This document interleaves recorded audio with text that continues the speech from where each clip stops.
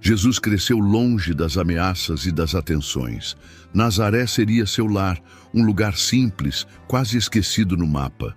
Mas era lá, entre ferramentas de madeira e poeira nos pés, que o menino começaria a entender quem era e o que estava por vir. Porque, mesmo em silêncio, o tempo seguia empurrando tudo na direção do seu propósito, até o dia em que ele, com apenas 12 anos, surpreendeu homens sábios no templo e mostrou que sua missão já batia à porta. Nazaré não era o tipo de lugar que alguém escolhia para começar uma revolução. Era uma vila pequena, esquecida, de gente trabalhadora e rotina batida. Foi lá que Jesus cresceu, entre martelos, tábuas e o cheiro forte da madeira sendo cortada. José lhe ensinava o ofício e ele aprendia com paciência. Não havia pressa. Tudo tinha seu tempo. A infância dele passou como a de qualquer outro menino, ao menos aos olhos dos vizinhos. Corria pelas ruas de terra, ajudava em casa, ia à sinagoga com Maria e José, mas dentro dele algo já pulsava diferente. Ele observava tudo com um olhar que parecia ver mais do que os outros viam. Era como se ele enxergasse o invisível. Aos 12 anos, numa viagem com a família para Jerusalém, algo aconteceu. Depois da festa da Páscoa, os pais pegaram o caminho de volta para casa e no meio do caminho perceberam: Jesus não estava com eles. Voltaram desesperados. 3 dias de angústia, procurando por todos os cantos. E onde ele estava? No templo, sentado entre os mestres da lei, fazendo perguntas e dando respostas que deixavam todos de boca aberta. Como podia um menino saber tanto? Maria, aliviada e aflita, perguntou por que ele tinha feito aquilo, e a resposta veio firme, mas cheia de ternura. Não sabiam que eu devia estar na casa do meu pai? Aquilo ficou ecoando. Era só o começo, mas já mostrava para onde ele estava indo. Depois desse dia, ele voltou para casa com os pais e seguiu obediente, crescendo em sabedoria, estatura e graça. Mas o tempo não parava, e enquanto a cidade vivia suas rotinas, o céu observava. Lá longe, às margens do Rio Jordão, alguém já pregava no deserto, gritando arrependimento, preparando o caminho. Alguém que conhecia muito bem quem estava por vir. O deserto era seco, quente, cheio de silêncio e segredos. Ali, entre pedras e ventos, uma voz ecoava forte. Arrependam-se, o reino de Deus está perto. Era João, o Batista. Seu rosto queimado de sol, vestia pele de camelo e comia gafanhotos com mel. Ninguém passava por ele sem ouvir uma verdade cortante. Chamava os religiosos de raça de víboras e não tinha medo de ninguém. Mas fazia tudo isso por um motivo: preparar o caminho. E então, num desses dias em que João batizava multidões no Rio Jordão, Jesus apareceu. Misturado ao povo, sem alarde, sem destaque, João congelou na hora. Reconheceu: aquilo era grande demais. Tentou impedir: eu é que devia ser batizado por ti. Mas Jesus respondeu com calma, como quem já sabia o que vinha pela frente: deixe assim por enquanto, é necessário. Os dois entraram na água. O povo observava em silêncio. E quando Jesus saiu do rio, algo impossível aconteceu. O céu se abriu, literalmente. Uma pomba desceu, suave, pairando sobre ele. E então uma voz, forte, clara, impossível de ignorar, disse: este é o meu filho amado, em quem me agrado. Foi ali, naquele momento, que tudo começou a mudar. Não era só mais o filho do carpinteiro. Não era só o garoto sábio do templo. Era o escolhido, era o enviado. Mas em vez de seguir direto para o povo, para ensinar, curar ou fazer milagres, Jesus foi para o deserto, sozinho, por 40 dias e 40 noites, e não foi para descansar. O sol queimava sem piedade. O vento soprava seco, como se cada grão de areia estivesse ali para testar a paciência. Durante 40 dias, Jesus ficou no deserto, sozinho, sem comida, sem companhia, sem conforto. Só ele, a fome e o silêncio. Mas aquele silêncio não durou muito. porque no meio da solidão surgiu uma presença sorrateira, sutil, uma voz conhecida desde os tempos antigos. Satanás apareceu com palavras doces e armadilhas afiadas. Se você é o Filho de Deus, transforme estas pedras em pão. Jesus estava faminto, os ossos já doíam, mas ele não veio para usar poder em benefício próprio. Respondeu com a Escritura: nem só de pão vive o homem. O inimigo insistiu, levou Jesus até o ponto mais alto do templo e provocou: se é mesmo o Filho de Deus, se joga daqui. Os anjos vão te segurar. Era uma tentativa de usar a própria fé como isca, mas Jesus não mordeu. Não ponha o Senhor seu Deus à prova. Por fim, veio a última oferta. O diabo mostrou todos os reinos do mundo como um desfile de glória e poder. Disse: tudo isso te darei se você se ajoelhar diante de mim. Um atalho sedutor, uma coroa sem cruz. Mas Jesus não veio para pegar atalhos, ele veio para obedecer e com firmeza expulsou o tentador. Afaste-se de mim, Satanás. Só ao Senhor teu Deus adorarás. O inimigo foi embora, vencido. E logo vieram os anjos, servindo Jesus como se reconhecessem o rei que havia acabado de conquistar sua primeira vitória. Não foi com espada, foi com resistência. E essa força silenciosa chamaria a atenção de muita gente nos dias que viriam. Porque depois do deserto, Jesus não voltou o mesmo, voltou pronto. E o primeiro milagre, o primeiro sinal de que o céu estava agindo na terra, aconteceria num lugar inusitado, numa festa de casamento onde o vinho acabou. A festa estava animada. Risos, música, mesas cheias. Era um casamento em Caná da Galileia e tudo corria bem. Até que alguém percebeu. O vinho tinha acabado. E naquela cultura, isso era uma vergonha sem tamanho. O clima mudou. Os noivos não sabiam o que fazer. Maria, a mãe de Jesus, notou. Se aproximou dele com um olhar que dizia mais do que 1000 palavras. Eles não têm mais vinho, disse, como quem já sabia que ele podia fazer algo. Jesus respondeu que ainda não era sua hora, mas Maria apenas virou-se para os serventes e disse: façam tudo o que ele mandar. E assim, discretamente, começou o primeiro milagre. Jesus pediu que enchessem de água 6 talhas grandes, daquelas usadas para purificação. Água, nada especial. Mas quando tiraram um pouco e levaram ao mestre da festa, o impossível tinha acontecido. A água virara vinho. E não era qualquer vinho. Era o melhor da noite. Ninguém entendeu como, mas todos sentiram que algo estava diferente. Aquilo não foi só sobre salvar uma festa. Foi sobre mostrar que onde Jesus entra, o que era falta vira abundância, o ordinário vira extraordinário. E esse foi só o começo. Logo vieram outros milagres. Um leproso foi curado com um simples toque. Um paralítico levantou e andou no meio da multidão. Uma mulher que sofria há 12 anos tocou as vestes dele e foi curada.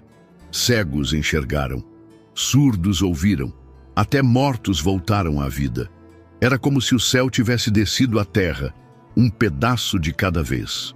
E quanto mais ele curava, mais gente todos estavam felizes. Alguns começaram a se incomodar, especialmente aqueles que mandavam na religião, porque Jesus, além de curar, ensinava com autoridade e dizia coisas que quebravam tradições. E o que mais chocava, ele não evitava os pecadores. Ele comia com eles, conversava com eles.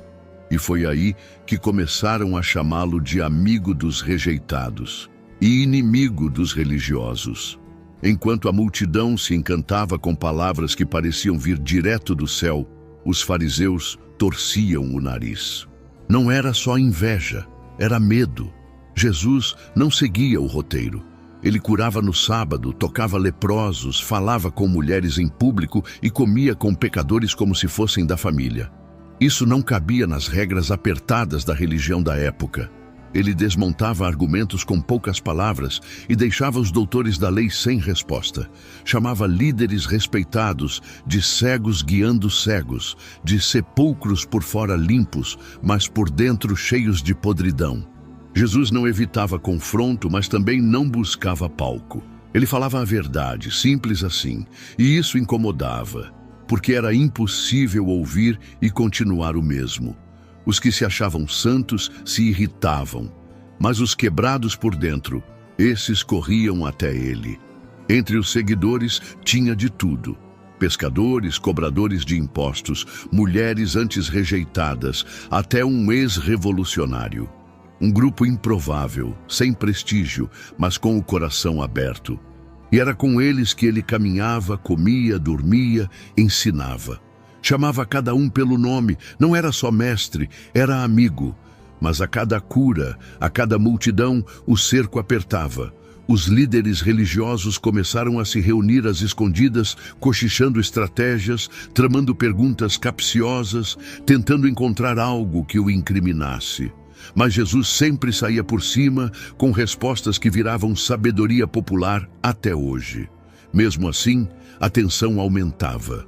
A pressão crescia. Já não era mais só sobre religião.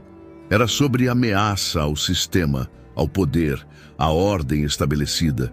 E enquanto os inimigos apertavam os punhos em silêncio, o povo abria os braços na esperança. Até que chegou o dia em que Jesus entrou em Jerusalém montado num jumento e foi recebido como rei, mas não com soldados nem coroas, com ramos de palmeira e vozes dizendo Hosana. E foi ali, no meio daquela celebração, que começou a contagem regressiva para sua última ceia.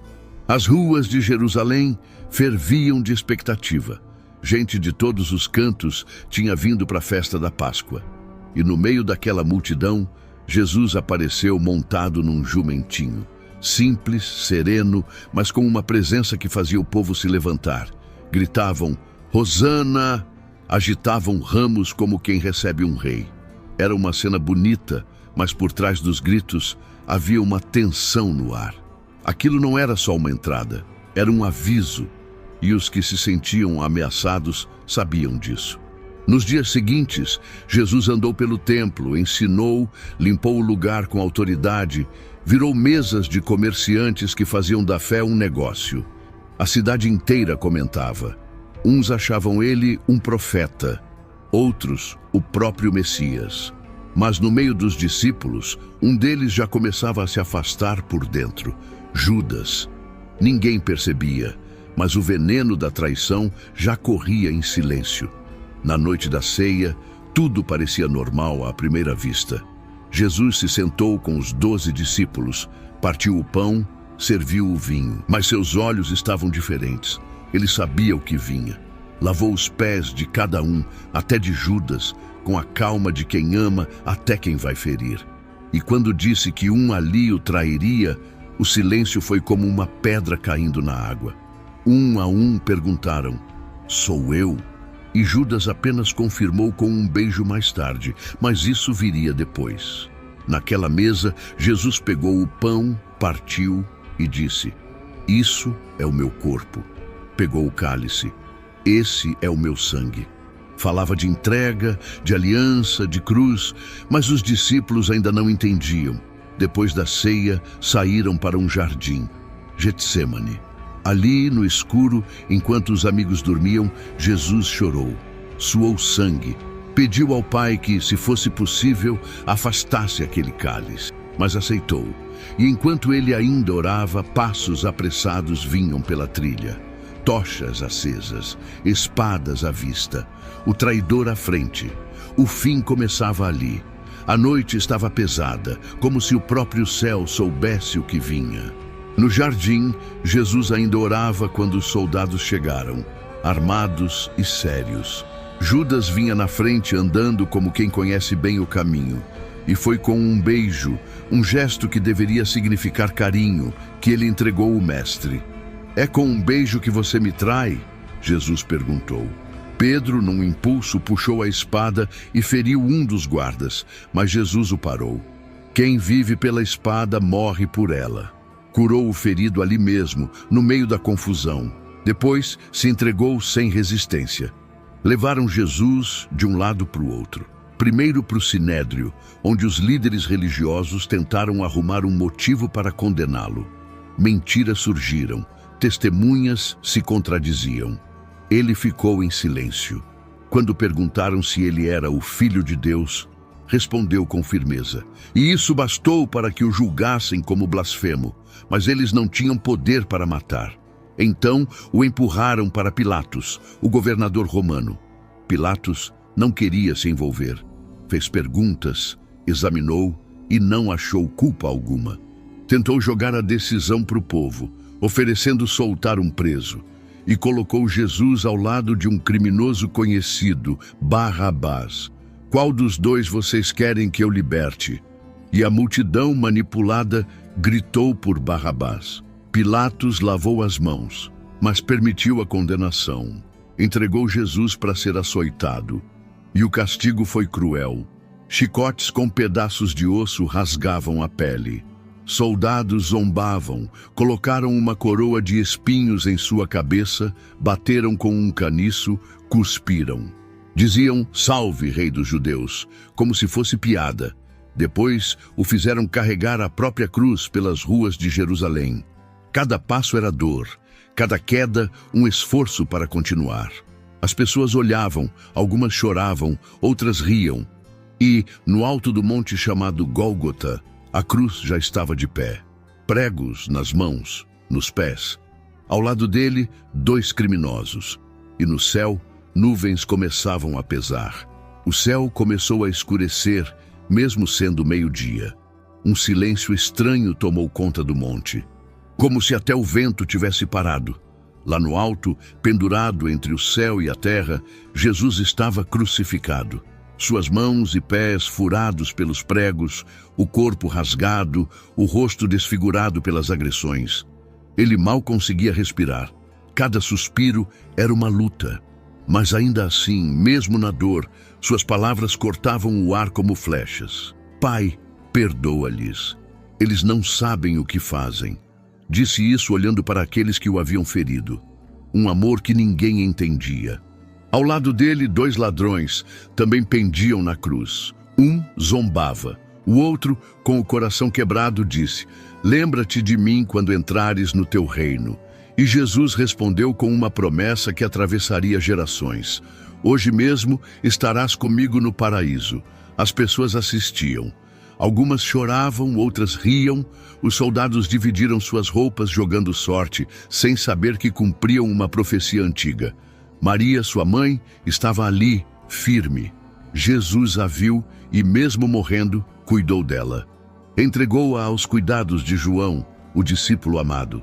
Até no fim pensava nos outros, e então veio o grito, forte, rasgado, como quem carrega o peso de um mundo inteiro.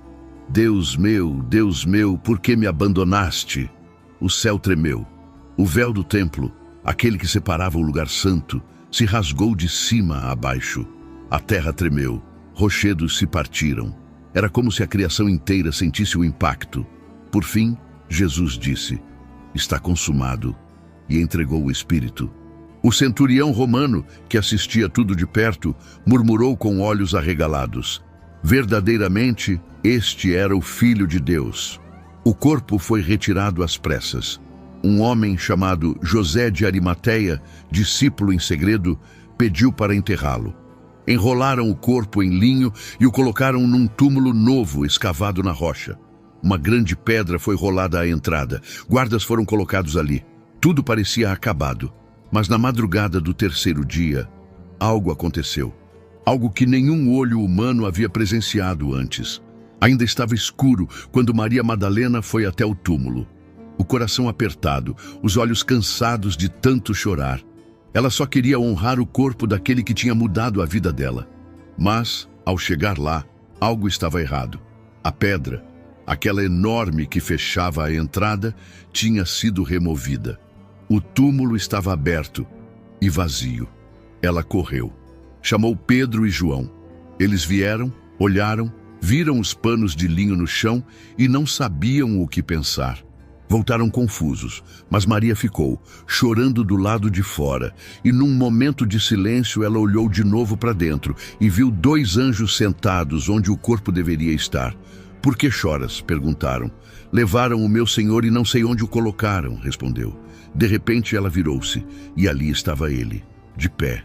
Mas ela não o reconheceu de imediato. Pensou que fosse o jardineiro, até que ele disse uma única palavra: "Maria". E naquele instante ela soube. A voz, o jeito, o olhar. Era Jesus, vivo. Diante dela, o impossível tinha acontecido. A morte tinha perdido, a esperança tinha vencido. Jesus apareceu depois a outros também. Caminhou com 2 discípulos a caminho de Emaús. Conversou com eles sem ser reconhecido. Só quando partiu o pão, os olhos deles se abriram. Não ardia o nosso coração enquanto ele falava? Perguntaram um ao outro, quase sem fôlego. Mostrou-se aos 11, entrou em meio ao medo deles e disse: "Paz seja com vocês". Mostrou as mãos, o lado perfurado. Comeu com eles, deixou claro, não era um fantasma, era ele, vivo, ressurreto. Os dias seguintes foram diferentes. Os discípulos, antes trancados pelo medo, começaram a sair às ruas com coragem nos olhos. Jesus tinha ressuscitado, e isso mudava tudo. Ele ficou com eles por um tempo ainda. Caminhou, falou, ensinou, comeu. Não havia pressa. Cada palavra era um último preparo, um lembrete de que a missão agora seria deles. Em certo momento, levou os discípulos até um monte. E ali, com o vento soprando entre as árvores, deu sua última instrução: "Vão, façam discípulos, ensinem tudo o que eu ensinei, e lembrem-se, estarei com vocês todos os dias até o fim". Depois disso, diante de todos, ele subiu ao céu. Simples assim. Não com espetáculo, mas com presença. Ele partiu, mas nunca deixou de estar. O que ficou? Um grupo de pessoas comuns com o coração pegando fogo, e uma mensagem viva que atravessaria séculos, fronteiras, perseguições, dúvidas. Porque Jesus não veio só para ensinar, ele veio para viver o que ensinou. Com ele, aprendemos que não importa de onde você veio, Nazaré, periferia, fundo do poço, Deus vê valor onde ninguém vê. Aprendemos que amor não é discurso, é ação. Que perdoar é mais forte do que vingar, que servir é maior do que mandar, e que às vezes o silêncio diz mais do que o barulho. Jesus mostrou que o verdadeiro poder não está na espada, mas na entrega. Quem quer salvar a própria vida, perde. Mas quem entrega por amor, encontra. Ele nos ensinou a olhar o outro com compaixão, a valorizar o pequeno, a não fugir da dor, mas atravessá-la com fé. E o mais bonito de tudo, ele não chamou os perfeitos, chamou os dispostos. Não prometeu facilidade, prometeu presença. E essa promessa segue viva, porque a história dele não acabou no túmulo. Continua em cada um que escolhe seguir seus passos, amar como ele amou e viver com propósito, como luz acesa no meio da escuridão. Se você gostou da história de Jesus e quer continuar acompanhando outras histórias de fé e superação, não deixe de curtir esse vídeo e compartilhar com quem você ama. E claro, inscreva-se no canal para não perder nenhum conteúdo novo. Juntos, vamos explorar mais lições poderosas da Bíblia.